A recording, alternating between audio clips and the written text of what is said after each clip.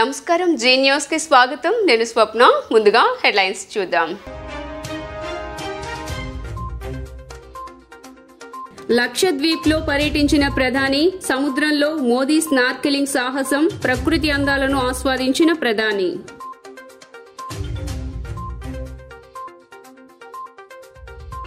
తెలంగాణ మాజీ సీఎం కేసీఆర్ ను పరామర్శించిన ముఖ్యమంత్రి వైఎస్ జగన్మోహన్ రెడ్డి త్వరగా కోలుకోవాలంటూ ఆకాంక్ష వ్యక్తం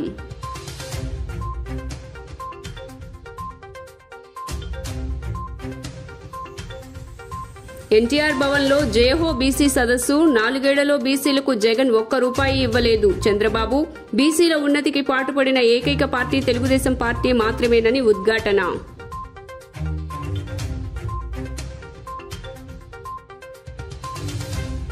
కాంగ్రెస్ గూటికి చేరిన షర్మిల వైఎస్ఆర్టీపీని కాంగ్రెస్ లో విలీనం జగన్ కు వ్యతిరేకంగా సొంత వాళ్లు పనిచేసినా ప్రతిపక్షంగానే చూస్తాం వైవి సుబ్బారెడ్డి షర్మిలపై విసుర్లు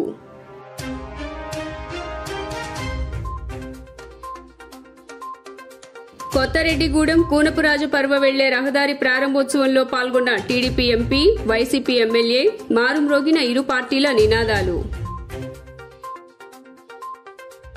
ఇక డీటెయిల్స్ చూస్తే తన పర్యటనలో వైవిధ్యం కొత్తదనం రెండు ఉండేలా చూసుకుంటారు ప్రధాని నరేంద్ర మోదీ తాజాగా కేంద్రపాలిత ప్రాంతం లక్షద్వీప్ 2 రోజుల పర్యటనలో వావ్ అనిపించేలా ఫోజులతో ఫోటోల్ని సోషల్ మీడియాలో షేర్ చేసుకున్నారు ప్రధాని మోదీ గురువారం అడ్వెంచర్కు దిగారు స్నార్కలింగ్ చేసినట్లు ఫోటోల్ని తన ఎక్స్ ఖాతాల్లో పోస్ట్ చేశారు ఆయన కలజోడు తరహా ఉండి ఒక గొట్టం లాంటి భాగంతో గాలి పీలుస్తూ నీటిలో ఎదడాన్నే స్నార్కలింగ్ అంటారు ఆ ఫోటోలు పంచుకుంటూ ఉల్లాసంగా గడిపినట్లు చెప్పారు ఆయన అలాగే సాహస యాత్రికుల జాబితాలో లక్షద్వీప్ ఉండాల్సిందేనని సూచించారు ఆయన అంతకుముందు ప్రకృతి అందాలతో పాటు లక్షద్వీప్ ప్రశాంతత కూడా మంత్రముగ్ధులను చేస్తోంది 140 కోట్ల మంది భారతీయుల సంక్షేమం కోసం మరింత కష్టపడి ఎలా పనిచేయాలో ఆలోచించే అవకాశం నాకు లభించింది అంటూ సాగర తీరాన నడుస్తూ సేద తీరుతూ ఫోటోల్ని షేర్ చేశారు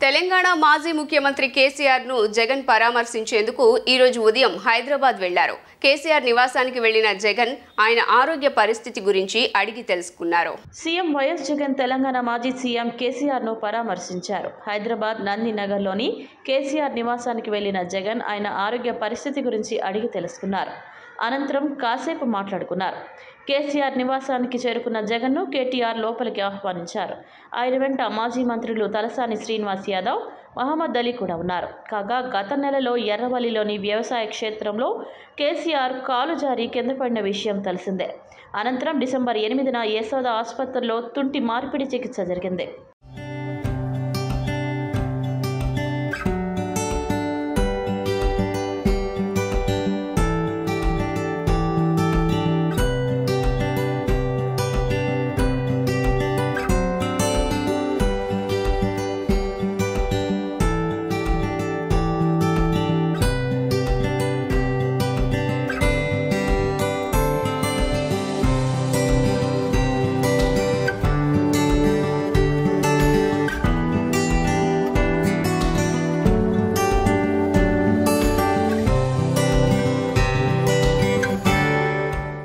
వైఎస్ షర్మిల కాంగ్రెస్ లో చేరారు వైఎస్ఆర్టీపీని కాంగ్రెస్ లో విలీనం చేసి వైఎస్ షర్మిల కాంగ్రెస్ కండువా కప్పుకున్నారు కాంగ్రెస్ అధ్యక్షుడు మల్లికార్జున్ ఖార్గే రాహుల్ గాంధీ సమక్షంలో వైఎస్ షర్మిల కాంగ్రెస్ తీర్థం పుచ్చుకున్నారు వైఎస్ఆర్టీపీని విలీనం చేసి పార్టీలో చేరిన షర్మిలను కాంగ్రెస్ నేతలు రాహుల్ ఖార్గే ఆహ్వానించారు.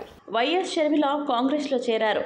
కాంగ్రెస్ అధ్యక్షుడు మల్లికార్జున ఖర్గే, రాహుల్ గాంధీ సమక్షంలో వైఎస్ షర్మిల కాంగ్రెస్ తీర్థం పుచ్చుకున్నారు. వైఎస్ఆర్టీపీ విలీనం చేసి పార్టీలో చేరిన షర్మిలను కాంగ్రెస్ నేతలు రాహుల్ ఖర్గే ఆహ్వానించారు. అనంతరం వైఎస్ షర్మిల మాట్లాడారు. కాంగ్రెస్ పార్టీలో చేరినందుకు సంతోషంగా ఉందన్నారు. దేశంలో కాంగ్రెస్ పార్టీ అతిపెద్ద సెక్యులర్ పార్టీ అని పేర్కొన్నారు. దేశంలో అన్ని వర్గాలను ఏకం చేసిన ఘనత కాంగ్రెస్ పార్టీది అంటూ పేర్కొన్నారు. కాంగ్రెస్ పార్టీ తనకు ఎటువంటి బాధ్యతలు ఇచ్చినా నిర్వర్తిస్తానని స్పష్టం చేశారు. ఏపీలోనే కాదు అండమాన్లోనైనా పనిచేస్తా అంటూ వైఎస్ షర్మిల పేర్కొన్నారు. వైఎస్ఆర్ తెలంగాణ పార్టీని కాంగ్రెస్ పార్టీలో విలీనం చేస్తున్నందుకు రాజశేఖర రెడ్డి బిడ్డగా నేను సంతోషిస్తున్నా. ఎందుకంటే ఈ రోజు నుంచి వైఎస్ఆర్ తెలంగాణ పార్టీ కాంగ్రెస్ పార్టీలో భాగమై, కాంగ్రెస్ పార్టీ ఉన్నంత వరకు వైఎస్ఆర్ తెలంగాణ పార్టీ కూడా కాంగ్రెస్ పార్టీలో భాగమై ఉంటుంది. కాబట్టి వైఎస్ఆర్ తెలంగాణ పార్టీ నాయకులు, వైఎస్ఆర్ తెలంగాణ పార్టీ కార్యకర్తలు నాతో పాటు ఈరోజు చాలా సంతోషంగా ఇండియన్ నేషనల్ కాంగ్రెస్ పార్టీలో విలీనం కావడం జరుగుతుంది. రాజశేఖర రెడ్డి గారు బ్రతికున్నంత కాలం నమ్మకంగా కాంగ్రెస్ పార్టీకి సేవ చేయడమే కాకుండా రాజశేఖర రెడ్డి గారు చనిపోయే నాటికి కూడా కాంగ్రెస్ పార్టీకి సేవ చేస్తూనే చనిపోయారు. ఈరోజు రాజశేఖర రెడ్డి బిడ్డ కాంగ్రెస్ పార్టీలో చేరుతుంది అంటే రాజశేఖర రెడ్డి గారికి చాలా సంతోషం, చాలా గర్వం కలిగించే విషయం అని నేను నమ్ముతున్నా. ఎందుకంటే ఈరోజు మన దేశంలోనే అతిపెద్ద సెక్యులర్ పార్టీ కాంగ్రెస్ పార్టీ. కాబట్టి కాంగ్రెస్ పార్టీ మన స్వాతంత్రం వచ్చినప్పటి నుంచి పునాదులు వేయడం దగ్గర నుంచి ఈ దేశాన్ని కట్టడం దగ్గర వరకు కాంగ్రెస్ పార్టీ హస్తం ఉంది. ప్రతి వర్గాన్ని కలుపుకుపోతూ, ప్రతి విశ్వాసానికి, ప్రతి ఫెయిత్కు నమ్మకం కలిగిస్తూ, ప్రతి సెక్షన్ ఆఫ్ ద సొసైటీలో కలుపుకుపోతూ ముందుకు వెళ్లిన పార్టీ కాంగ్రెస్ పార్టీ.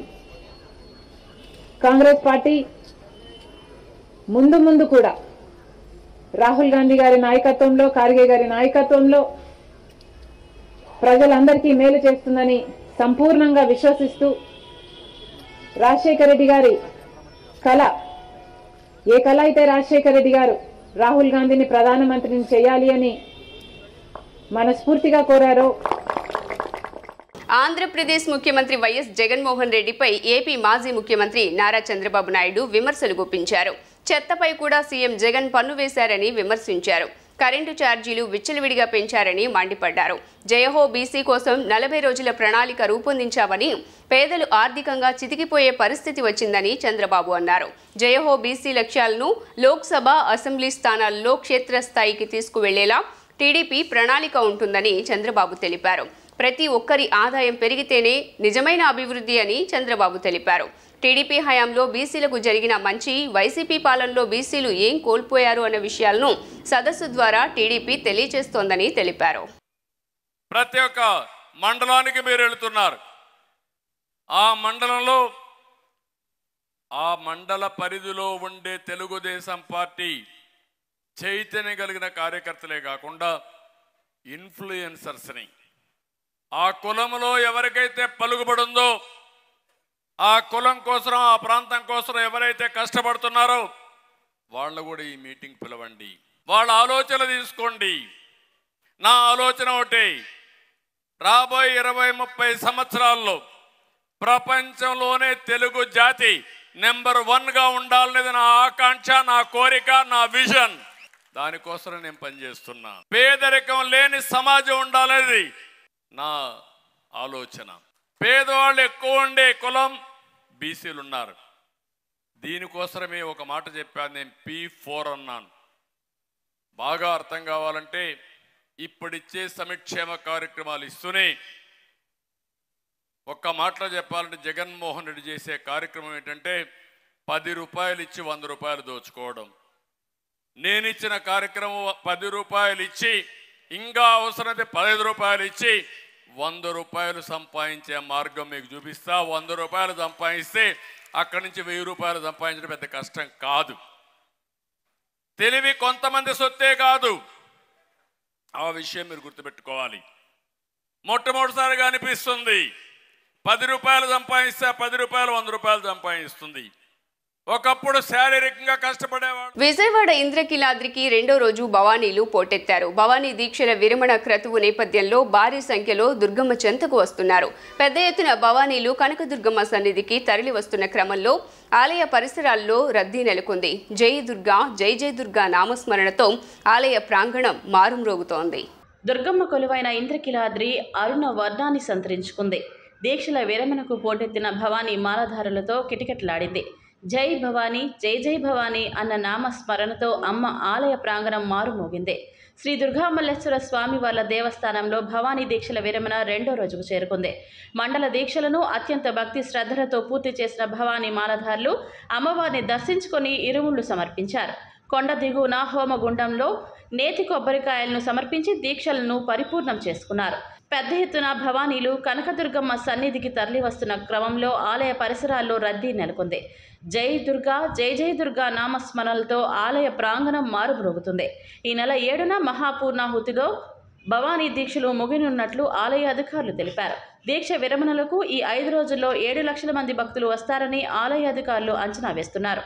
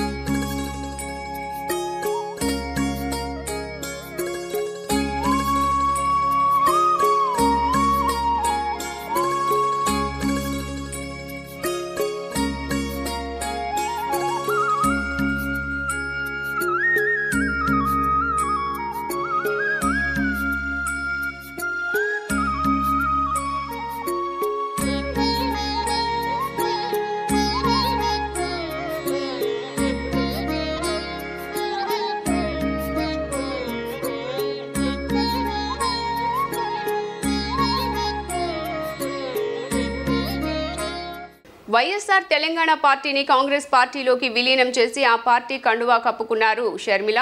ఈ పరిణామంపై వైఎస్ఆర్సీపీ నేత వైవి సుబ్బారెడ్డి స్పందించారు. ఎవరు ఏ పార్టీలో చేరినా తమకు వచ్చిన ఇబ్బంది ఏమీ లేదని అన్నారు. ఏపీ ప్రజలు మళ్లీ జగనే సీఎం కావాలని కోరుకుంటున్నారని తెలిపారు. ఆయన ఎవరు కలిసినా కూటములుగా వచ్చినా మాకు భయం లేదు, మళ్లీ జగన్ సీఎం కావాలి, మాకు దేవుడి ప్రజల ఆశీస్సులు ఉన్నాయన్నారు. ఎవరు ఏ పార్టీలో చేరినా మాకు ఇబ్బంది ఏమీ ఉండదని పేర్కొన్నారు. ఆయన అలాగే తాను వ్యక్తిగతంగా ఎవరి గురించి మాట్లాడనన్నారు. ఇక వచ్చే ఎన్నికల్లో అన్ని స్థానాల్లో వైఎస్ఆర్సీపీ గెలుపు కోసం జరుగుతున్న మార్పుల గురించి స్పందిస్తూ పార్టీ పరంగా కొన్ని నిర్ణయాలు తీసుకుంటున్నామని, అన్ని నియోజకవర్గాల్లో మార్పులు చేస్తున్నామని, ఇది కొంతమందికి నచ్చకపోయినా వైవి సుబ్బారెడ్డి తెలియజేశారు. మొత్తం కలిసి వచ్చిన 2 పార్టీలు 3 పార్టీలు కూటములుగా వచ్చినా సరే మాకు పైన దేవుడు ఆశీస్సులు, జగన్మోహన్ రెడ్డి గారు అందిస్తున్న సంక్షేమ పథకాల వల్ల లబ్ధి పొందుతున్న కుటుంబాల ఆశీస్సులు మాకు తప్పకుండా ఉంటాయి. రాబోయే రోజుల్లో ప్రజలు మళ్ళా ఈ లబ్ధి పొందుతున్న కుటుంబాలు తప్పకుండా గౌరవ ముఖ్యమంత్రికి జగన్మోహన్ రెడ్డి గారే మళ్ళా ఈ రాష్ట్రానికి ముఖ్యమంత్రి కావాలి. ఎందుకంటే ఆ లబ్ధి పొందుతున్న కుటుంబాల వాళ్ళకి ఆయన కాకుండా మళ్ళా వేరే విధంగా ఏమైనా జరిగితే వాళ్ళ కుటుంబాల్లో నష్టపోతారు. కాబట్టి తప్పకుండా వాళ్ళందరూ ఆశీస్సులు ఉంటాయి. ఎవరు ఏ పక్క ఏ పార్టీలో చేరినా సరే మాకు ఎటువంటి ఇబ్బంది ఉండదని మాకు అపారమైన నమ్మకం ఉంది. వాళ్ళకి రాజకీయ ఇది ఉండాలనుకుంటుంది. అది ఇక్కడ మన పార్టీలో అవకాశం లేకపోయిన పరిస్థితులు ఉన్నాయి కాబట్టి లోగడ చెమ్మలమ్మ గారు తెలంగాణ పార్టీలో పోయి తెలంగాణ ప్రజలకు అండగా నిలబడతాను పోయారు. అక్కడ ఉన్న రాజకీయ పరిస్థితులను బట్టి ఆమె తీసుకున్న నిర్ణయం. దానికి మన పార్టీకి దీనికి సంబంధం. ఆయన ఆల్రెడీ మునిగిపోయింది నా స్వామి, మునిగిపోయినా నా ఉంటే కదా పట్టుకోవటానికి, నా ఉంటే కదా ఆయన ఆల్రెడీ మునిగిపోయింది. దాన్ని లేపే పరిస్థితులు జాకీలేసి లేపుతున్నారు. అది లేపని బయటికి అప్పుడు తెలుస్తుంది. పొత్తుల కోసం తమ కుటుంబాన్ని చీలుస్తున్నారంటూ సీఎం జగన్ చేసిన వ్యాఖ్యలకు కాంగ్రెస్ నేత తులసిరెడ్డి కౌంటర్ ఇచ్చారు. షర్మిలకు ఆస్తి పదవి ఇవ్వొద్దని చంద్రబాబు, పవన్ కళ్యాణ్ కాంగ్రెస్ నేతలు చెప్పారా అంటూ ఆయన ప్రశ్నించారు. సునీతపై కేసు పెట్టమని ఎవరు చెప్పారు? రిలయన్స్ పరిమళనత్వానికి పదవి ఇవ్వమని మేం చెప్పామా అంటూ ప్రశ్నల వర్షం కురిపించారు. నా కుటుంబంలో కుట్ర చేస్తున్నారని సీఎం వ్యాఖ్యానించడం హాస్యాస్పదమన్నారు. మాజీ మంత్రులు, ఎమ్మెల్యేలు కొంతమంది మాతో టచ్లో ఉన్నారని అన్నారు. ఉభయ తెలుగు రాష్ట్రాల్లో కాంగ్రెస్ పార్టీకి వనవాసం పూర్తయింది, అరణ్యవాసం ముగిసింది. చరిత్ర పునరావృతం కాబోతా ఉంది. మొదటి నుండి కూడా ఉభయ తెలుగు రాష్ట్రాలు కాంగ్రెస్ పార్టీకి, నెహ్రూ కుటుంబానికి కంచుకోటం. 1977లో 1980లో 42 ఎంపీ సీట్లకు గాను 41 ఎంపీ సీట్లను కాంగ్రెస్ పార్టీకి ఇచ్చినటువంటి రాష్ట్రం ఈ ఉభయ తెలుగు రాష్ట్రాలు. 2004, 2009లో కూడా కేంద్రంలో కాంగ్రెస్ నేతృత్వంలో యూపీఏ ప్రభుత్వం వచ్చి మన్మోహన్ సింగ్ ప్రధానమంత్రి అయ్యేదానికి ప్రధాన కారణం ఉభయ తెలుగు రాష్ట్రాల్లో ఎక్కువ ఎంపీ సీట్లు రావడమే. కాబట్టి మొదటి నుండి కూడా ఉభయ తెలుగు రాష్ట్రాలకు కాంగ్రెస్ పార్టీకి, నెహ్రూ కుటుంబానికి ఆ అవినాభావ సంబంధం ఉంది. రాష్ట్ర విభజన అన్న ఒక్క కారణం చేత దాదాపు 10 సంవత్సరాల పాటు అధికారంకు దూరమై అరణ్యవాసం చేయాల్సి వచ్చింది. ఇటీవలనే తెలంగాణలో ఆ అరణ్యవాసం ముగిసి, ఆ వనవాసం ముగిసి అక్కడ కాంగ్రెస్ పార్టీ అధికారంలోకి వచ్చింది. అదే మాదిరి రేపు రాబో సార్వత్రిక ఎన్నికల్లో ఆంధ్రప్రదేశ్లో కూడా 10 సంవత్సరాల అరణ్యవాసం, వనవాసం ముగిసి కాంగ్రెస్ పార్టీ మళ్ళీ అధికారంలోకి ఖచ్చితంగా వస్తుంది. రాబో సార్వత్రిక ఎన్నికల్లో మా నినాదాలు 2. మొన్న కర్ణాటకలో కాంగ్రెస్, నిన్న తెలంగాణలో కాంగ్రెస్, రేపు ఆంధ్రప్రదేశ్లో Congress. Why not Congress in AP? Gandhinagar press club నందు జిల్లా విభిన్న ప్రతిభావంతులు టీజీ వయోవృద్ధుల సంక్షేమ శాఖ ఆధ్వర్యంలో ప్రపంచ బ్రెయిలీ దినోత్సవాన్ని గురువారం నిర్వహించారు. ఈ కార్యక్రమానికి ముఖ్య అతిథిగా ఎన్టీఆర్ జిల్లా కలెక్టర్ ఎస్ ఢిల్లీరావు పాల్గొన్నారు. విభిన్న ప్రతిభావంతులు అధికారులతో కలిసి లూయిస్ బ్రెయిలీ చిత్రపటానికి పూలమాల వేసి నివాళులర్పించారు. దివ్యాంగులతో కలిసి కేక్ కట్ చేశారు. ఈ మేరకు కలెక్టర్ మాట్లాడుతూ అందుల జీవితాల్లో వెలుగులు నింపుతున్న బ్రెయిలీ లిపిని సద్వినియోగం చేసుకుని జీవితంలో ఉన్నత శిఖరాలను అధిరోహించాలని అన్నారు. అన్నీ ఉండి చూడలేని వారు చాలామంది ఉంటే కళ్ళు లేని వారు సమాజంలో ఎంతో విజ్ఞతతో నడుచుకుంటున్నారని కొనియాడారు. ఎలాంటి సౌకర్యాలు లేని రోజుల్లో చేతి వేళ్లతో చుక్కలను సృష్టించడం ద్వారా, చదవగలిగే లిపిని ఆవిష్కరించడం ద్వారా లూయిస్ బ్రెయిలీ మహా మనిషిగా నిలిచారని, ఆ లిపిని ఉపయోగించుకుంటూ ఆత్మవిశ్వాసంతో ముందడుగు వేసి నచ్చిన రంగంలో ఎదిగేందుకు కృషి చేయాలన్నారు. దివ్యాంగులను హేళన చేయడం, తక్కువ చేసి మాట్లాడటం చట్టరీత్యా నేరమని కలెక్టర్ హెచ్చరించారు. వికలాంగుల కోసం ప్రభుత్వం ప్రత్యేకంగా కార్పొరేషన్ ఏర్పాటు చేసి అండగా ఉంటున్నాయన్నారు. ప్రత్యేకంగా సాఫ్ట్వేర్ అందుబాటులో ఉన్నాయని తెలిపారు. అతి త్వరలో ఎన్నికలు రాబోతున్నాయని, ఓటు లేని వారి ఓటు నమోదు చేయించుకోవాలని సూచించారు.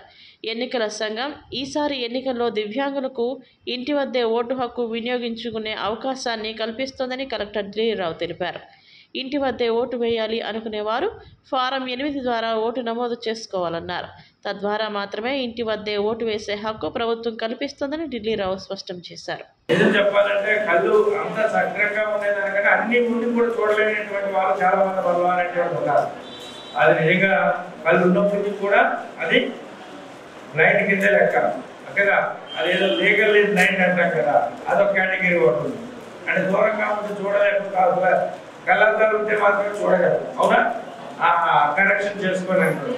లేదా కరెక్షన్ కాదు కానీ అన్ని ఉండి కూడా మంచిని మంచి లేము, చెడునైనటువంటిది చెడలేము, లేకపోతే ఒక వ్యక్తిని అనేటువంటిది మనము ప్రమోట్ చేయలేము. అతన్ని ఓకే అప్రిషియేట్ చేయలేము. అలాంటిది ఉంటే నిజంగా చూసి ఒకవేళ ఉన్నప్పుడు కూడా there is no use. So ఆ విధంగా మనసులో మార్పు అనేటువంటిది రావాలని చెప్పేసి అని కోరుకుంటూ, సో ఈ బ్రెయిలీ దినోత్సవాన్ని వచ్చే 2024 అనేటువంటిది మనకి ఇప్పుడు ప్రజెంట్ ఎలక్షన్ ఇయర్, ఆ త్వరలో మనకి ఎలక్షన్స్ కూడా రాబోతున్నాయి. మీకు విరుద్ధమే. ముందు ఎవరైతే ఓటు అనేటువంటిది లేదో వాళ్ళందరికీ కూడా ఓటు ఉండేటట్టుగా చూసుకోవడం, ఎవరికైతే 100కి 100% అనేటువంటి అంటే 40% కన్నా ఎక్కువ బెంచ్ మార్క్ కన్నా ఎక్కువ ఎవరికైతే అందరికం అనేటువంటి ఉందో వాళ్ళకి ఇప్పుడు ఎలక్షన్ కమిషన్ పోలింగ్ రోజు వెళ్ళి ఓటు వేసుకోండి అని చెప్పి ఈవీఎం అంటాం కదా, అంటే ballot unit, control unit, VVPAT దగ్గరికి కాకుండా మీ ఇంటి దగ్గరికే వచ్చి హోమ్ ఓటింగ్ అని చెప్పి ఒక కొత్త కాన్సెప్ట్ వచ్చింది. జనవరి 20వ తేదీన కడపలో 1,00,000 మంది మాదిగలతో రాజకీయ సమన్వయ సభ నిర్వహిస్తున్నట్లు ఎంఆర్పీఎస్ రాష్ట్ర అధ్యక్షులు సువర్ణరాజు తెలిపారు. ప్రస్తుత నాయకులు ఎస్సీ వర్గీకరణ చేయకుండా కాలయాపన చేస్తున్నారని మండిపడ్డారు. మాదిగలను మోసం చేసిన బీజేపీకి పుట్టగతులు లేకుండా చేస్తామని, మాదిగలకు సీట్లు ఇచ్చే పార్టీలకు మాత్రమే మద్దతిస్తామని ఆయన స్పష్టం చేశారు. ప్రధాని మోదీ వర్గీకరణ పట్ల ఇచ్చిన హామీను నెరవేర్చకపోవడంతో ఏపీలోని అన్ని పార్టీలు ఎస్సీ రిజర్వ్డ్ స్థానాల్లో మాదిగలకు జరుగుతున్న అన్యాయం పట్ల భవిష్యత్తు కార్యాచరణకై గాంధీనగర్లోని ఓ ప్రముఖ హోటల్ నందు ఎంఆర్పీఎస్ ఆధ్వర్యంలో మీడియా సమావేశం నిర్వహించడం జరిగింది. ఈ సందర్భంగా ఎంఆర్పీఎస్ రాష్ట్ర అధ్యక్షుడు సువర్ణరాజు మీడియాతో మాట్లాడారు. జనవరి 20న కడపలో 1,00,000 మంది మాదిగలతో రాజకీయ సమన్వయ సభ నిర్వహిస్తున్నామన్నారు. నాయకులు వర్గీకరణ చేయకుండా కాలయాపన చేస్తున్నారని మండిపడ్డారు. మాదిగలకు అడుగడుగున అన్యాయం జరుగుతుందన్నారు. మాదిగలకు టికెట్స్ ఇవ్వకుండా అణిచివేస్తున్నారని, మాదిగల ఓట్లు ఎక్కువగా ఉన్న స్థానాల్లో కూడా ఇతరులకు సీట్లు ఇస్తున్నారని ఆవేదన వ్యక్తం చేశారు. వర్గీకరణ చేస్తామని ప్రకటించిన ప్రధాని మోడీ ఇంతవరకు ఆ దిశగా చర్యలు తీసుకోలేదని ఎద్దేవా చేశారు. మాదిగలను మోసం చేసిన బీజేపీకి పుట్టగతులు లేకుండా చేస్తామని, మాదిగలకు సీట్లు ఇచ్చే పార్టీలకు మాత్రమే మద్దతు ఇస్తామన్నారు. అనంతరం ఉద్యోగుల సంఘం నేత సుబ్బారావు మాట్లాడుతూ ఎస్సీ రిజర్వ్డ్ స్థానాలు మాదిగలకు కేటాయించాలన్నారు. రెల్లి, బుడగ కులాలకు 2 సీట్లు కేటాయించాలని డిమాండ్ చేశారు. వైఎస్ఆర్ కడప జిల్లా మున్సిపల్ గ్రౌండ్ నందు 1,00,000 మంది మాదిగలతో ఆ సభను ఏర్పాటు చేయడం జరుగుతూ ఉంది.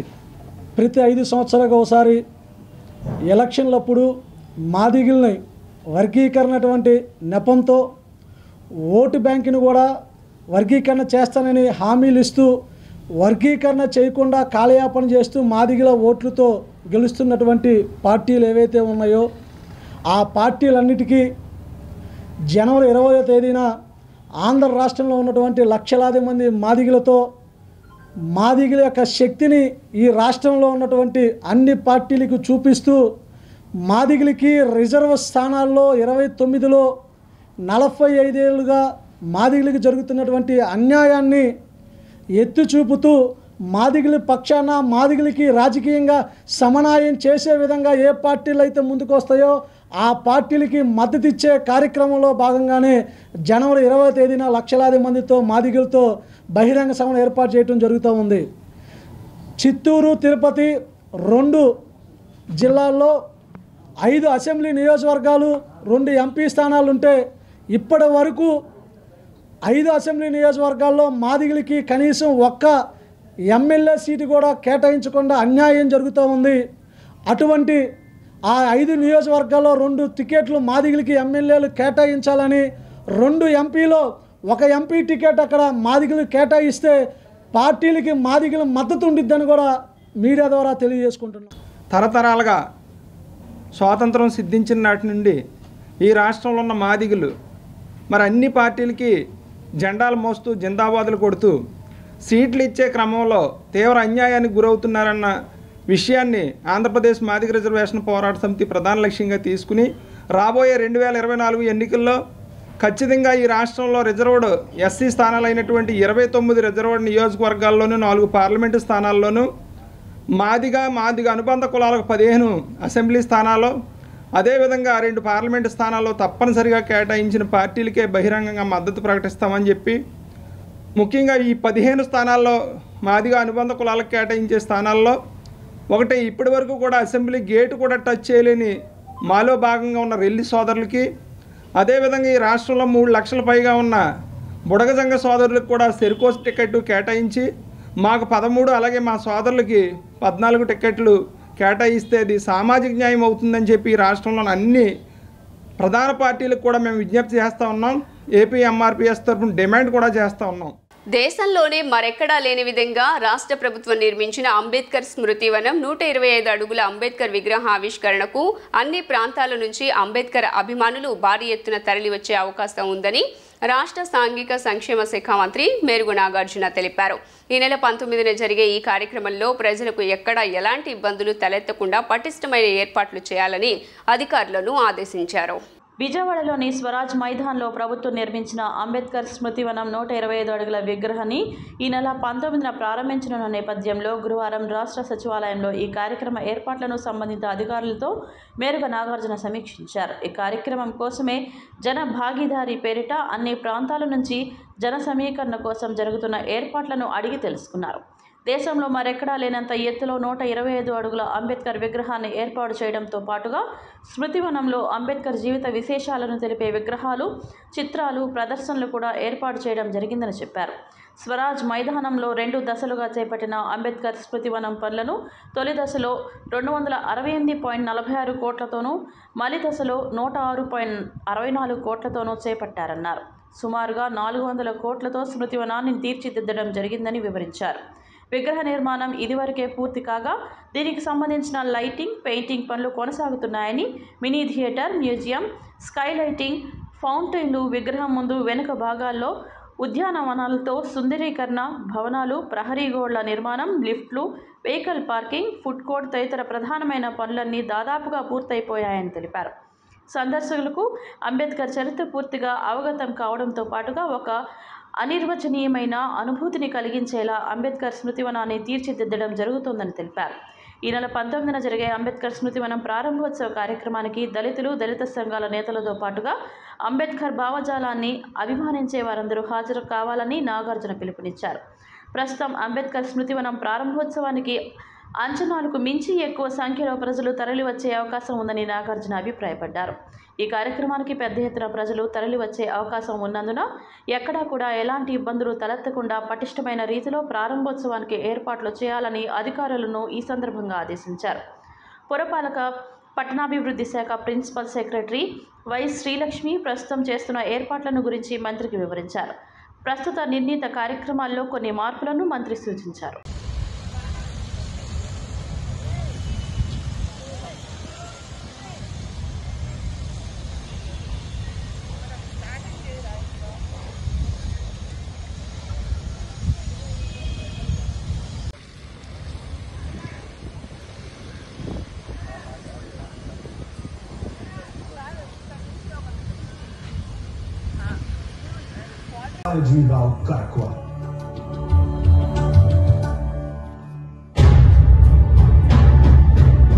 However, due to his father's declining health, he had to return to Bombay.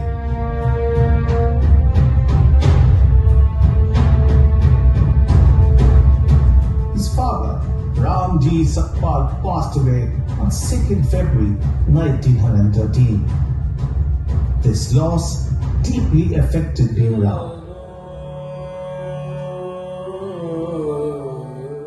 ఈ కార్యక్రమంలో విజయవాడ సెంట్రల్ ఎమ్మెల్యే మల్లాది విష్ణు, సాంఘిక సంక్షేమ శాఖ principal secretary G Jayalakshmi, NTR జిల్లా JC Sampath, Vijayawada municipal commissioner Swapnil, సాంఘిక సంక్షేమ శాఖ అడిషనల్ డైరెక్టర్ రఘురాం తదితరులు పాల్గొన్నారు. ఇచ్చిన హామీలను అమలు చేయాలంటూ మున్సిపల్ కార్మికులు చేపట్టిన సమ్మె కారణంగా విజయవాడలో చెత్త పేరుకుపోతోంది. నగరంలో చెత్త తరలించేందుకు కార్పొరేషన్ అధికారులు తీసుకుంటున్న అరాకొరా చర్యలతో ఫలితం లేకుండా పోతోంది. నగరంలో చెత్త తరలింపు పూర్తి స్థాయిలో ముందుకు సాగడం లేదు. దీంతో ఆయా ప్రాంతాల్లో దుర్గంధం వెదజల్లుతూ ఉండటంతో పాదచారులు, వాహనదారులు తీవ్ర ఇబ్బందులకు గురవుతున్నారు.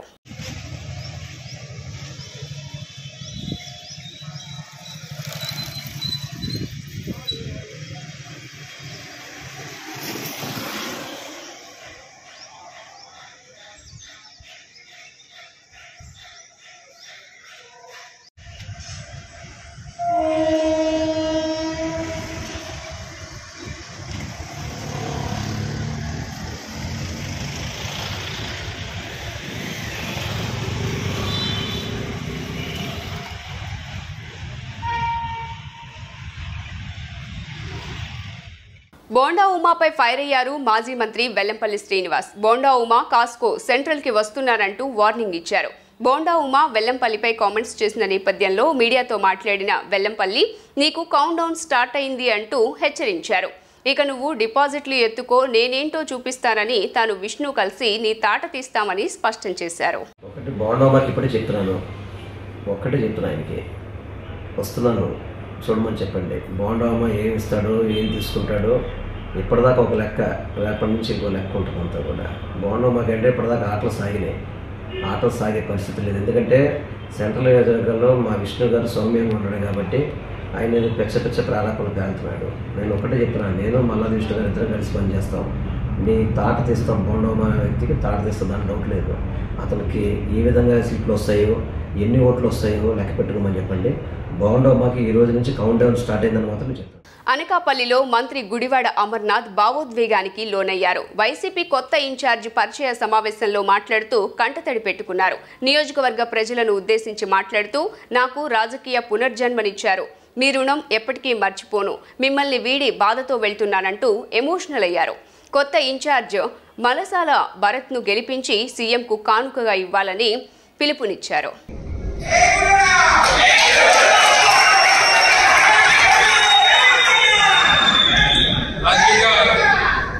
రాజకీయంగా మళ్ళీ మనకి భవిష్యత్తుని ఇచ్చారు.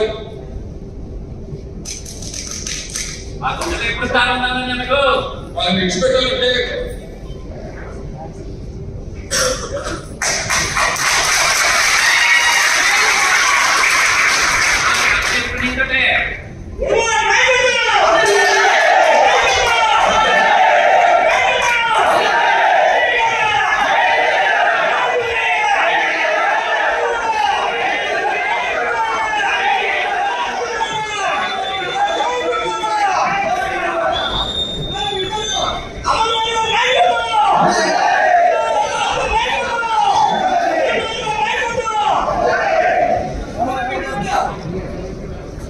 ఏదైనప్పటికీ రాజకీయంగా పునర్జన్మనిచ్చి రాష్ట్ర వ్యాప్తంగా గుర్తింపులు తీసుకుని వచ్చి ఈరోజు ఈ స్థాయిలో నిల్చోబెట్టినటువంటి మీ అందరికీ కూడా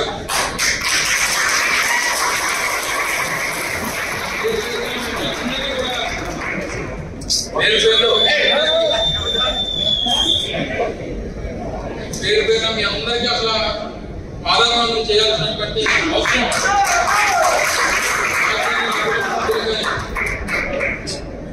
నా కుటుంబ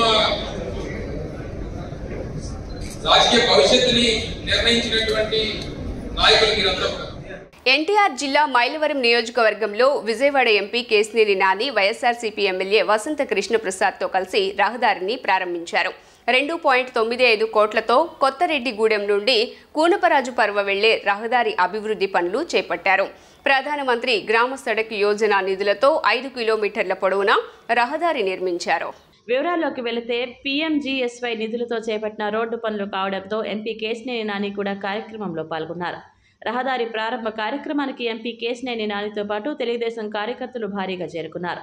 అప్పటికే వైఎస్ఆర్సీపీ కార్యకర్తలు వేదిక వద్దకు పెద్ద సంఖ్యలో చేరుకున్నారు. ఈ నేపథ్యంలో వైఎస్ఆర్సీపీ, టీడీపీ, జనసేన పక్షాలు ఎదురెదురు పడ్డాయి.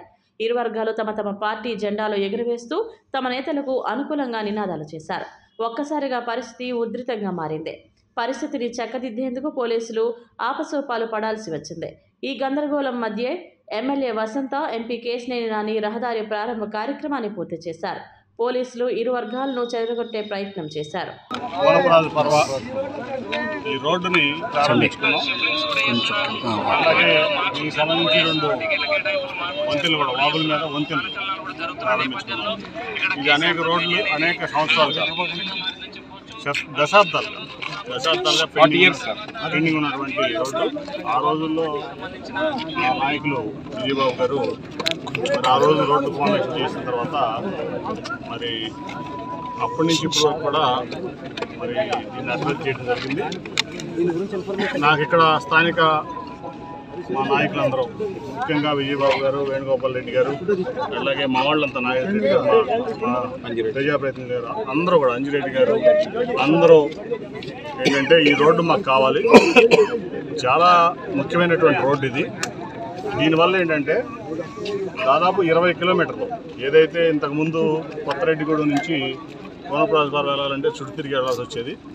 కాబట్టి రోడ్డు కావాలంటే మరి స్టేట్ గవర్నమెంట్ బడ్జెట్ లేకపోవడం వల్ల దీని మీద శ్రద్ధ తీసుకోపోవడం వల్ల వెంటనే PMJSలో పెట్టి టోటల్గా 2 కోట్ల చిల్లర 2,60,00,000 వరకు 2 కోట్ల చిల్లర కొంచెం తక్కువగా 3 కోట్లు ఈ రోడ్డు ఫార్మేషన్ కోసం ముఖ్యంగా తార్ రోడ్డు అలాగే బ్రిడ్జెస్ దాని మీద 2 బ్రిడ్జెస్ వాళ్ళు శంకుస్థాపన ఇది చేసుకున్నాం. అది 3 కోట్ల చిల్లర టోటల్గా 6.5 crores పైన ఈ ప్రాజెక్టు. సో ఇది మైలవరం నియోజకవర్గానికి మరి మా నాయకులందరూ కోరిన మీదట PMJSలో పెట్టి చేపిస్తున్నారు. తిరూరు కాన్స్టిట్యున్సీ, ఇది మైలవరం కాన్స్టిట్యున్సీ రెడ్డిగూడెం అనేది. ఆ రోజున ఈ రోడ్డుకి అనేక మంది ప్రజాప్రతినిధులకి కలవడం జరిగింది, చేయడానికి ప్రయత్నం చేశారు. వాళ్ళు కూడా వారు సహకారం ఇచ్చారు. కానీ పూర్తి చేసిన ఘనత మాత్రం మా గౌరవ పార్లమెంట్ సభ్యులు నాని గారిదే. ఒక రోడ్డుకి 6 కోట్లు పెట్టడం అంటే అంత ఈజియెస్ట్ థింగ్ కాదు. 2,95,00,000తో రోడ్ ఫార్మేషన్ జరిగింది.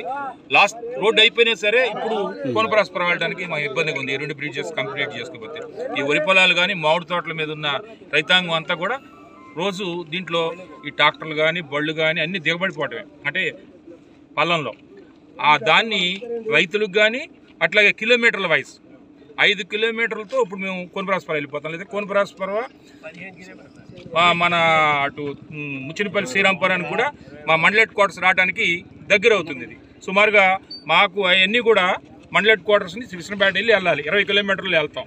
అలాంటిది ఈ రోడ్డు ప్రజలకి అట్లాగే రైతాంగానికి అట్లాగే అందరికి కూడా అటు ఏ కొండూరు తిరువురు వెళ్ళడానికి కూడా ఇప్పుడు మా డివిజన్ హెడ్ క్వార్టర్స్ మరి RDO ఆఫీస్ తిరువురు ఖమ్మం పక్కన ఖమ్మంలో పెట్టారు.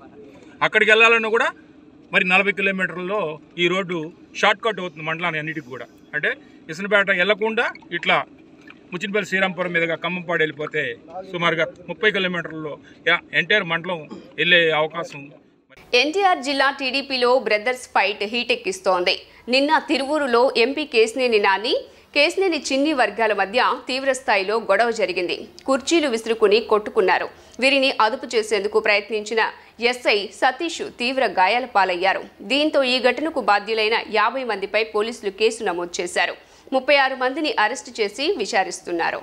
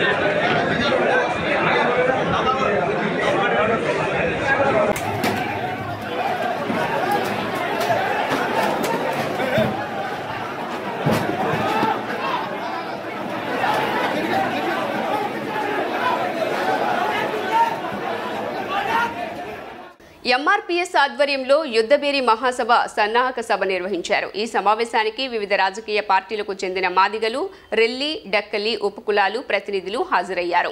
పేరుపోగు వెంకటేశ్వరరావు మాట్లాడుతూ ఎస్సీ వర్గీకరణ కోసం 30 ఏళ్ల పోరాటం చేస్తున్నా మా జాతికి న్యాయం జరగడం లేదన్నారు. మందా కృష్ణమాదిగా ప్యాకేజ్ స్టార్గా మారి బీజేపీకి అమ్ముడుపోయాడని విమర్శించారు. హైదరాబాద్ సాక్షిగా మాదిగలకు వర్గీకరణ బిల్లు అమలు చేస్తామని హామీనిచ్చి కనీసం పార్లమెంటు సమావేశాల్లో వర్గీకరణపై చర్చకు తీసుకురాకపోవటం మాదిగలను నిలువున మోసం చేసినట్లు కాదా అని పేరుపోగు వెంకటేశ్వరరావు ప్రశ్నించారు. మాదిగ, రెల్లి, డక్కలి, ఉపకులాల యుద్ధబేరి మహాసభను విజయవాడ నగర నడిబొడ్డు మీద, రాష్ట్ర రాజధాని నడిబొడ్డు మీద వేలాది మందితోటి జనవరి 31వ తేదీన రాష్ట్ర వ్యాప్తంగా పెద్ద ఎత్తున బహిరంగ సభకు మేము సిద్ధపడుతున్నాం. దాన్ని జయప్రదం చేయటం కోసమే ఈరోజు ఇక్కడ సన్నాహక సమావేశం ఏర్పాటు చేయటం అనేది జరిగింది. అన్ని రాజకీయ పార్టీల్లో ఉన్న మాదిగ పెద్దలని అన్ని సంఘాల్లో ఆహ్వానిస్తూ పెద్ద ఎత్తున జరపబోయే ఈ మహాసభ యొక్క ముఖ్య ఉద్దేశం ఆంధ్రప్రదేశ్లో, ఉమ్మడి ఆంధ్రప్రదేశ్ నుంచి ఇప్పటి వరకు 30 సంవత్సరాలుగా ఎస్సీలను ఏబిసిడి గ్రూపులుగా వర్గీకరించడం ద్వారా మాదిగల వాటాతో పాటు ఉపకులాలకు కూడా సామాజిక న్యాయం జరగాలని ఎన్నో పోరాటాలు చేస్తున్న విషయం ఉమ్మడి ఆంధ్రప్రదేశ్ ప్రజానీకానికి తెలిసిందే. అయితే ఈ రోజున సుప్రీంకోర్టు ముందుకొచ్చి వర్గీకరణ బిల్లు పెడతాం, వర్గీకరణకు సుప్రీంకోర్టులో ఒక సానుకూల వాతావరణం వచ్చేలా ఉందని మేము భావిస్తూ ఉన్నాం. న్యాయస్థానంలో న్యాయ పోరాటం చేస్తూ ఉన్నాం. అదేవిధంగా బీజేపీ ప్రభుత్వం 100 రోజుల్లోనే అధికారంలోకి వచ్చిన 100 రోజుల్లోనే వర్గీకరణ బిల్లు పెట్టి మాదిగ ఉపకులాలకు సామాజిక న్యాయం చేస్తానని చెప్పి అధికారంలోకి వచ్చి 10 సంవత్సరాలు గడుస్తున్నా మరి 10 సంవత్సరాల్లో పార్లమెంటులో ఎంతో మెజారిటీ ఉన్నప్పటికీ కూడా మోడీ ప్రభుత్వం పార్లమెంటులో బిల్లు పెట్టి చట్టబద్ధత కల్పించకపోవటం అనేది మాదిగల్ని విస్మరించడమే. రాజధాని లాంటి ప్రాంతంలో, ఆంధ్ర రాష్ట్రానికి గుండెకాయ లాంటి ఈ ప్రాంతంలో, విజయవాడ పట్టణంలో రేపు 31వ తారీఖున జరగబోవు యుద్ధబేరి మహాసభకు సంబంధించి సన్నాహక కార్యక్రమంగా ఈరోజు మరి యుద్ధబేరి మహాసభ యొక్క పాంప్లెట్ అట్లాగే వాల్ పోస్టర్స్ ఆవిష్కరణ కార్యక్రమం కూడా ఈరోజు పెట్టుకోవడం జరిగింది. సోదరులు పార్టీ మరి ఈ యొక్క ఉద్దేశం అంటే రేపు జరగబోయే రాష్ట్రంలో జరగబోతున్న ఎన్నికల్లో మాదిగలకి సముచిత స్థానం కల్పించాలి. అట్లాగే మొన్న కేంద్ర ప్రభుత్వ పెద్దలు తెలంగాణలో ప్రకటించిన విధంగా పార్లమెంట్లో ఈ సంవత్సరం ఇప్పుడు జరుగుతున్న పార్లమెంట్లో సమావేశాల్లో రేపు ఓట్ అండ్ అకౌంట్ లోపే దాంట్లోనే ఈ యొక్క మాదిగలకు ఇచ్చిన మాటను నిలబెట్టుకోవాలని మరి విజయవాడలో మరి మాదిగల తరపున మరి పేరుపోగు వెంకటేశ్వరరావు గారు మరి వారు సభ నిర్వహించడంతో పాటు దాన్ని కూడా ఉధృతంగా ప్రజల్లోకి తీసుకువెళ్ళాలని, విజయవాడ పట్టణంలోనే కాకుండా ఈ 13 ఉమ్మడి జిల్లాల్లో ఉన్న మాదిగలందరూ ఈ యాత్రకి తరలి రావాలని, దానికి తెలుగుదేశం పార్టీ తరపున మా యొక్క సహాయ సహకారాలు ఇస్తూ వారు అంటే పార్టీ అని నేను అన్నానని మీరేమీ ఇది అవద్దండి. తెలుగుదేశం పార్టీ వ్యవస్థాపక అధ్యక్షులు నందమూరి తారక రామారావు గారు కూడా బడుగు బలహీన వర్గాల కోసం పెట్టిన పార్టీ. చంద్రబాబు నాయుడు గారు ఆ రోజు రిజర్వేషన్ని అమలుపరిచారు. వైసీపీ ప్రభుత్వ హయాంలో పశ్చిమ నియోజకవర్గం శరవేగంగా అభివృద్ధి చెందుతోందని పశ్చిమ ఎమ్మెల్యే వెల్లంపల్లి శ్రీనివాస్ అన్నారు. గత టీడీపీ ప్రభుత్వానికి తమ ప్రభుత్వానికి తేడాను ప్రజలు గమనించాలని కోరారు. ఎన్నికల సమయానికి పెండింగ్లో ఉన్న అన్ని పనులు పూర్తి చేస్తామని హామీ ఇచ్చారు. పశ్చిమ నియోజకవర్గం 42, 43 డివిజన్లలో 1,18 లక్షలతో నూతనంగా నిర్మించనున్న పలు రోడ్లకు మాజీ మంత్రి పశ్చిమ నియోజకవర్గ శాసనసభ్యులు వెల్లంపల్లి శ్రీనివాసరావు శంకుస్థాపన చేశారు. ఈ సందర్భంగా వెల్లంపల్లి మాట్లాడుతూ వైసీపీ పార్టీ అధికారంలోకి వచ్చాక కోట్ల రూపాయలతో ఈ ప్రాంతాలను అభివృద్ధి చేశామని చెప్పారు. గత టీడీపీకి ప్రస్తుత వైసీపీ ప్రభుత్వానికి తేడాను ప్రజలు గమనించాలని కోరారు.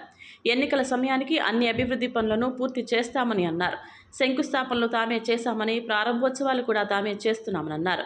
స్వతంత్రం వచ్చాక 11 వాటర్ ట్యాంకులు ఉంటే జగనన్న హయాంలో మరో 11 వాటర్ ట్యాంకులు నిర్మించడం జరిగిందన్నారు. పార్కులు అభివృద్ధి చేశామన్నారు.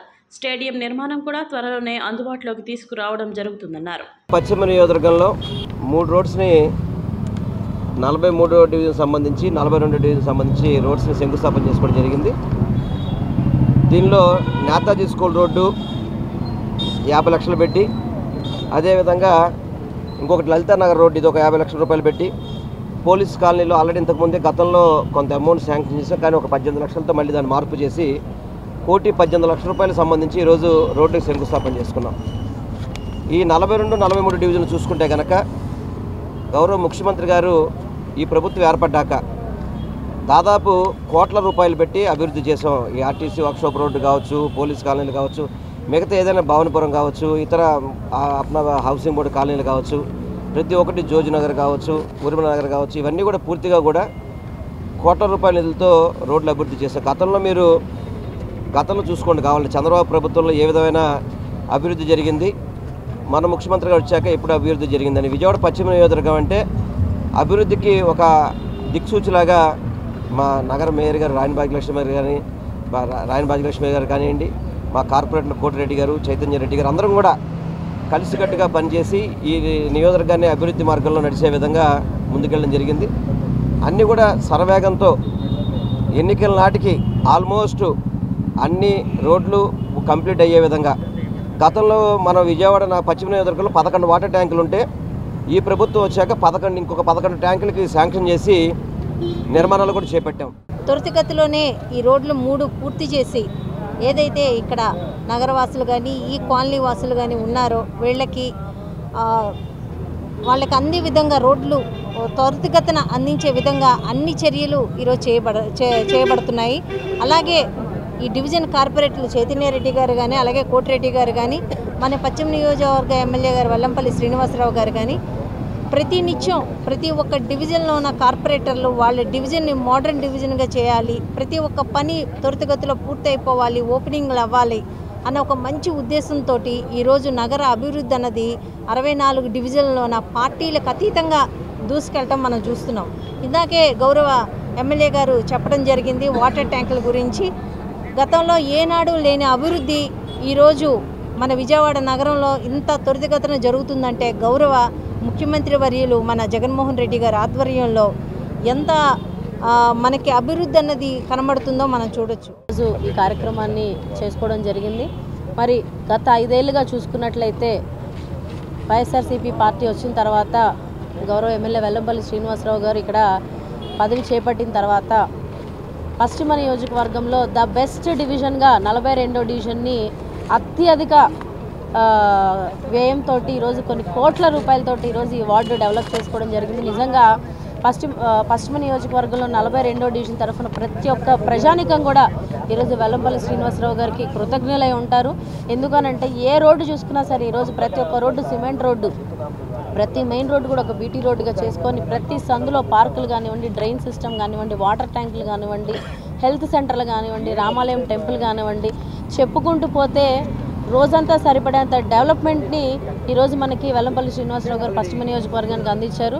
మరి ఇంతటి అభివృద్ధిని అందించి మరి గత 5 ఏళ్లలో టీడీపీ హయాంలో ఉన్నటువంటి నాయకులు ఎవ్వరు కూడా చేపట్టినటువంటి డెవలప్మెంట్ యాక్టివిటీస్ అన్నింటినీ కూడా వెల్లంపల్లి శ్రీనివాసరావు గారు చొరవ తీసుకొని ఈ యొక్క 42వ డివిజన్ని అత్యధికంగా డెవలప్ చేసి మరి ఈరోజు మొత్తం 22 డివిజన్లు తిరిగి చూసుకున్నట్లయితే ద బెస్ట్ డివిజన్గా మేము చెప్పుకోవడానికి నిజంగా చాలా గర్వపడతా ఉన్నాము.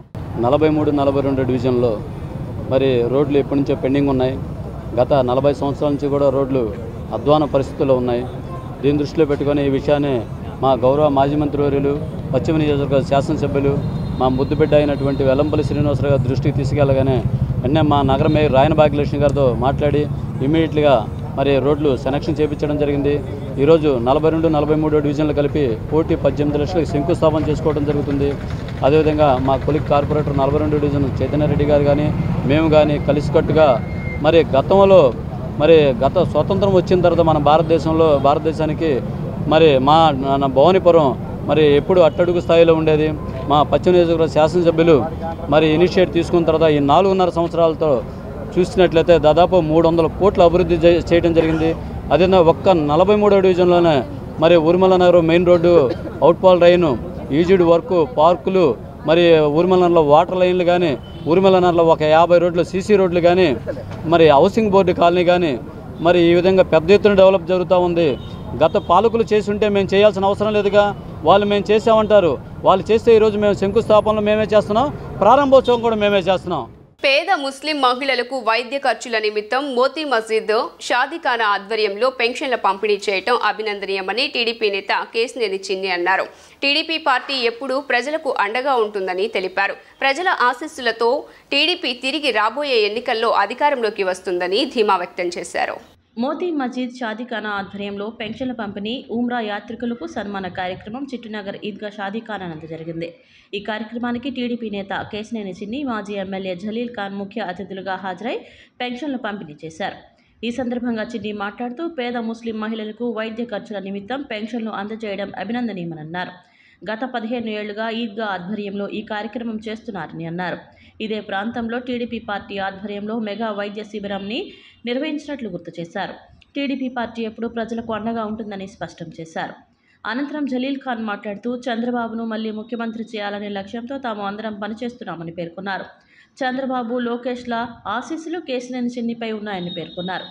ప్రజలందరి ఆశీస్సులతో తిరిగి టీడీపీ ప్రభుత్వం అధికారంలోకి వస్తుందని ఆశాభావం వ్యక్తం చేశారు. దొంగ ఎక్కడైనా దొంగే అని మాజీ మంత్రి వెల్లంపల్లి శ్రీనివాస్ను ఉద్దేశించి అన్నారు. పశ్చిమం నుండి ఓడిపోయే వ్యక్తి ఇప్పుడు సెంట్రల్కు పారిపోయాడని అన్నారు. పశ్చిమంలో టీడీపీ జెండా ఎగరడం ఖాయమని ధీమా వ్యక్తం చేశారు. ఈరోజు ప్రతి పేదవాడికి ఆదుకోవాలంటే ఆర్థిక స్తోమత ఉండాలి. ఆ శక్తి దేవుడు మన కేశినేని చిన్ని గారికి ఇచ్చారు. అట్లాగే ఆయన 7 నియోజకవర్గాలు కూడా అనేక కార్యక్రమాలు, కంటి ఆపరేషన్లు కానీ, కంటి పరీక్షలు కానీ, అట్లాగే మధ్యాహ్నం పూట అన్నా క్యాంటీన్లు వ్యాన్లు పెట్టి భోజనం పెడతాం. ఎక్కడైతే పేద ప్రజలైనా ఆఫీస్ కాడికి వచ్చి కానీ ఎక్కడైనా వాళ్ళ బాధలు తప్పుంటే తనకు తోచిన సహాయం చేయటం, ఈ రకంగా ఆయన కష్టపడి పనిచేస్తున్నాడు. కాబట్టి రేపు ప్రజలంతా కూడా ఆ విశ్వాసంతో ఆయనకి అండగా ఉండాలని ప్రజల్ని కూడా కోరుకుంటున్నాం. ఓకే,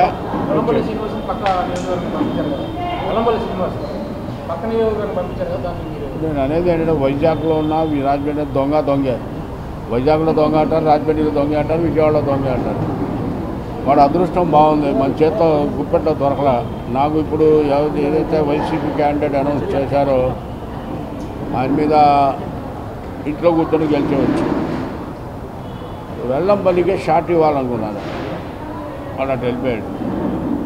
కాబట్టి వెల్లంపల్లి సంపాదించినట్టు ఈ పశ్చిమ నియోజకవర్గంలో మంత్రిగా కానీ, ఎమ్మెల్యేగా కానీ గత చరిత్రలో విజయవాడ పశ్చిమలో ఎవడు సంపాదించలేదు. కేవలం ఆదాయం కోసం ఆయన ఎమ్మెల్యే మంత్రి అయ్యాడు తప్ప ప్రజలు సేవ చేయడానికి. మీరు ఉదాహరణకి నేను చెప్పే నమ్మాగండి, ఊర్లో నగలు పంటకాలం లగాయతు కేదరాస్పేట దాకా ప్రతి సందు తిరగండి, ప్రతి మనిషిని కలవండి, ఒక పేటలో 20 మందిని కలవండి. వాళ్ళు ఏం చెప్తారో వినండి. వెల్లంపల్లి ఆయన డబ్బు ఆదాయం కోసం, డబ్బు సంపద కోసం పనిచేశాడు. అందుకని జగన్మోహన్ రెడ్డికి ఇంటెలిజెన్స్ ద్వారా కానీ, సర్వే రిపోర్ట్ల ద్వారా కానీ పనితీరు బాగా ఈయనంటే ప్రజలు ఇష్టపడట్లేదు, అన్ని కులాలు వ్యతిరేకంగా ఉన్నారు. కాబట్టి ఆయన సర్వే రిపోర్ట్ ఇంటెలిజెన్స్ వచ్చింది, అవతల పంపించారు. ఇక్కడ కష్టం అక్కడ గెలుస్తాడా, అది ఎవరు ఇచ్చారో సలహాలు ఆ పార్టీ నాయకుడికి మాకైతే ఐడియా లేదు. దొంగ ఎక్కడైనా దొంగే. మోతీ ఈద్గాలో ఈద్గా కమిటీ వారు పేద ముస్లిం మహిళలకు, పేద ముస్లిం సోదరీమణులకు వైద్య ఖర్చుల నిమిత్తం పెన్షన్లు ఇస్తూ ఉంటారు. ఇది గత 15 సంవత్సరాల నుంచి ఇక్కడ జరుగుతున్న ఈ ప్రోగ్రాంలో నేను అతిథిగా రావడం నాకు చాలా ఆనందకరంగా ఉంది. అంతేకాకుండా ఈ ప్రాంతంలో ముస్లింలు ఇదే ఈద్గాలో రకరకాలుగా మేము కూడా మెడికల్ క్యాంపు వాడాము. ఈ షాదీఖానాన్ని మేము వాడుకున్నాం. అత్యధికంగా మా మెడికల్ క్యాంపుకి ఇన్ని మెడికల్ క్యాంపుల్లో అల్లా దయ వల్ల ఇక్కడ వచ్చినంత మంది ప్రజలు సద్వినియోగం చేసుకుంటాం ఎక్కడా జరగలేదు. అటువంటి ఇచ్చిన నాకు ఈ కమిటీ వారందరికీ పేరు పేరున ధన్యవాదాలు. అంతేకాకుండా ఈ అవకాశం ఇచ్చిన మా నాయకుడు జలీల్ ఖాన్ గారికి, ఫతావుల్లా గారికి, అందరికీ, ఆశా గారికి పేరు పేరున ధన్యవాదాలు. విజయవాడ రాణిగారి తోటలో చెత్త సేకరణ వాహనాన్ని గురువారం మున్సిపల్ కార్మికులు అడ్డుకున్నారు. దీంతో స్వల్ప ఉద్రిక్త వాతావరణం నెలకొంది. ప్రైవేటు వ్యక్తుల చేత చెత్త సేకరణ నిర్వహించడాన్ని వారు తీవ్రంగా ఖండించారు. తాము సమస్యలు పరిష్కారం కోసం గత 10 రోజులుగా ధర్నాలు చేస్తూ ఉంటే సమస్యల పరిష్కారం చేయకపోగా ప్రైవేటు వ్యక్తుల చేత ఇలాంటి పనులు చేయించడం పట్ల ఆగ్రహం వ్యక్తం చేశారు.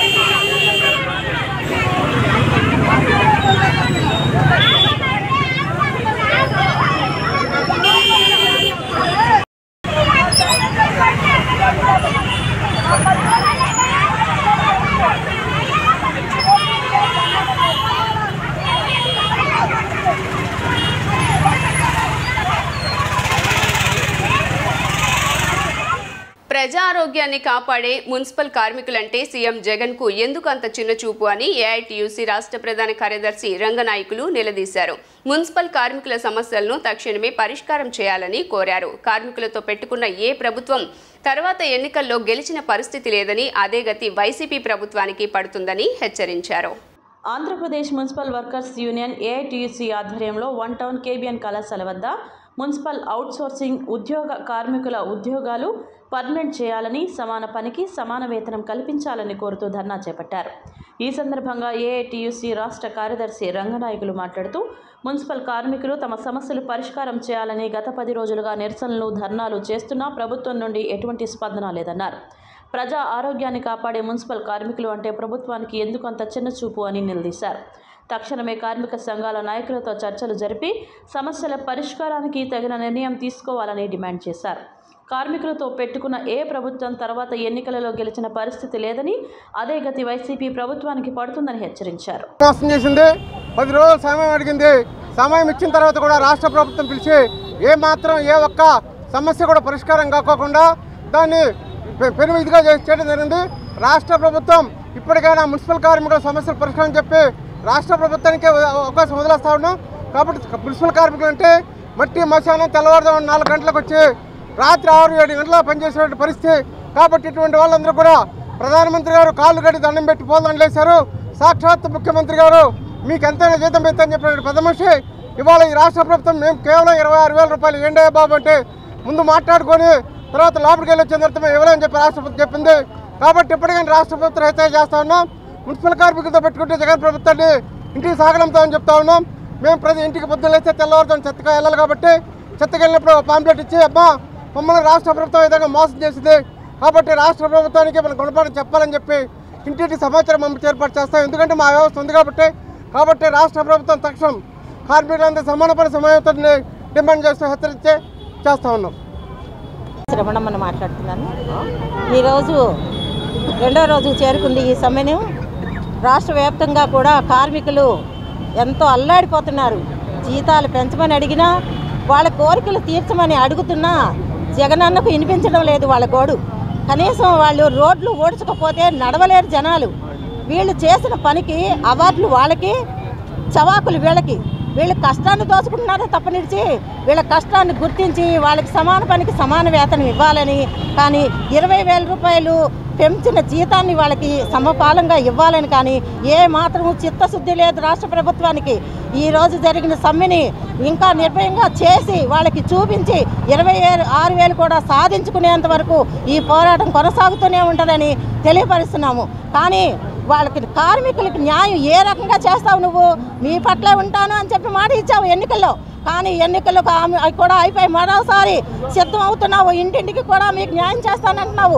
ఏ న్యాయం చేస్తున్నావు? కార్మికులు కనీసం రోజు చెత్త బుట్ట పట్టుకొని చెత్త తీయకపోతే మురికివాడని పరిశుభ్రం చేస్తున్నారు అనేటువంటి జ్ఞానం కూడా లేకపోతుంది రాష్ట్ర ప్రభుత్వ నిర్వాహకులైన వాళ్ళందరికీ కూడా కనువిప్పు కలగాలంటే ఈ రకంగా పాంప్లెట్ని ఇంటింటికి కూడా పంపించి కార్మికుల క్షోభ వినిపించుకునేలా చేస్తారని ఈ సందర్భంగా చెప్పి ఈ సమ్మెని విరమించుకోము. మేము వాళ్ళ ఆశలు ఫలించేంత వరకు, వాళ్ళ కోరికలు తీరేంత వరకు కూడా ఈ సమ్మెని కొనసాగిస్తూనే ఉంటామని హెచ్చరిస్తున్నాము. రమణమ్మ. జమ్మూ కాశ్మీర్లో పాక్తో సరిహద్దుల్లో ఉన్న కుండియన్ పాత్రు అనే 2 గ్రామాలకు స్వాతంత్ర్యం వచ్చిన ఇన్నేళ్లకు తొలిసారిగా విద్యుత్ సౌకర్యం వచ్చింది. కేంద్రం ఈ విషయాన్ని ప్రకటించింది. సమృద్ధి సేవ యోజనలో భాగంగా నిర్మించిన 250 kV సబ్స్టేషన్లను Kashmir divisional commissioner VK Bidhuri ప్రారంభించారని తెలిపింది. కాగా విద్యుత్ సౌకర్యాన్ని సమకూర్చడంపై అక్కడి ప్రజలు ప్రభుత్వానికి కృతజ్ఞతలు తెలిపారు. और इसका जो क्रेडिट है कोई एक आदमी नहीं ले सकता. बीडीसी चेयरपर्सन ने बहुत सारे नाम बोले और बहुत सारे एम्प्लॉइज थे जिन्होंने बहुत ही एक्टिवली इसमें पार्टिसिपेट किया है, बहुत कंट्रीब्यूट किया है. कॉन्ट्रैक्टर ने बहुत जी जान लगाकर काम किया है. ये दिन जो है ये केरन की हिस्ट्री में लिखा जाएगा सर. ये बहुत खुशी का दिन हम लोगों के लिए. 1947 से लेकर आज तक किसी गांव में बिजली न थी, अंधेरा था, लेकिन आज उजाला हो गया. तो इसके लिए मैं मोहतरमा डिप्टी कमिश्नर साहब का बहुत बहुत शुक्रिया अदा करता हूँ और शुक्रगुजार हूँ अपने एलजी इंतज़ामिया का, अपने डिस्ट्रिक्ट एडमिनिस्ट्रेशन का और अपने खुसूसन खासकर अपने जो हमारे हिंदुस्तान के जो बहादुर प्रधानमंत्री जी हैं उनका बहुत बहुत शुक्रिया कि जिन्होंने गरीब लोगों तक भी इस चीज़ का लाभ. అమెరికాలోని ఓ కోర్టులో విచారణ జరుగుతూ ఉండగా ముద్దాయి రెచ్చిపోయాడు. తనకు అనుకూలంగా తీర్పు ఇవ్వలేదని ఏకంగా మహిళా జడ్జిపైనే దాడికి దిగాడు. తీర్పు ఇచ్చిన వెంటనే కోర్టులోనే జడ్జిపై అమాంతం దూకి దాడికి ప్రయత్నించాడు. ఈ క్రమంలో పక్కనే ఉన్న భద్రతా సిబ్బంది అప్రమత్తమై ఆ వ్యక్తిని పక్కకు లాగారు. దీనికి సంబంధించిన వీడియో వైరల్ అవుతోంది.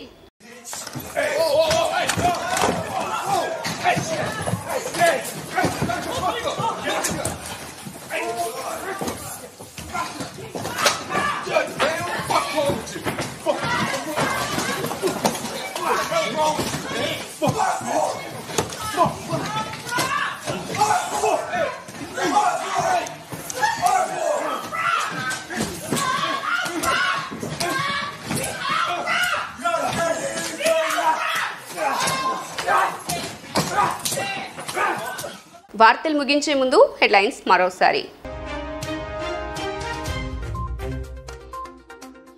లక్షద్వీప్లో పర్యటించిన ప్రధాని, సముద్రంలో మోదీ స్నార్కెలింగ్ సాహసం, ప్రకృతి అందాలను ఆస్వాదించిన ప్రధాని.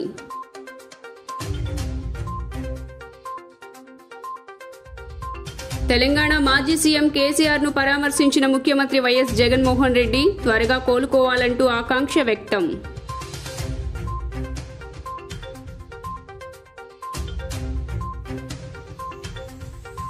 ఎన్టీఆర్ భవన్లో జేహో బీసీ సదస్సు, 4 ఏళ్లలో బీసీలకు జగన్ ₹1 ఇవ్వలేదు చంద్రబాబు, బీసీల ఉన్నతికి పాటుపడిన ఏకైక పార్టీ తెలుగుదేశం పార్టీ మాత్రమేనని ఉద్ఘాటన.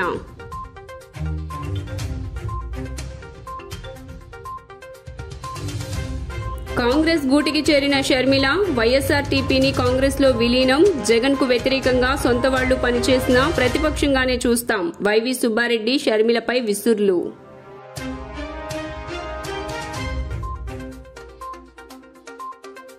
కొత్తరెడ్డిగూడెం కూనపురాజు పర్వ వెళ్లే రహదారి ప్రారంభోత్సవంలో పాల్గొన్న టీడీపీ ఎంపీ, వైసీపీ ఎమ్మెల్యే, మారుమ్రోగిన ఇరు పార్టీల నినాదాలు. జీ న్యూస్ ఇంతటితో సమాప్తం. తిరిగి వార్తల్లో మళ్లీ కలుద్దాం. అంతవరకు సెలవు. నమస్కారం.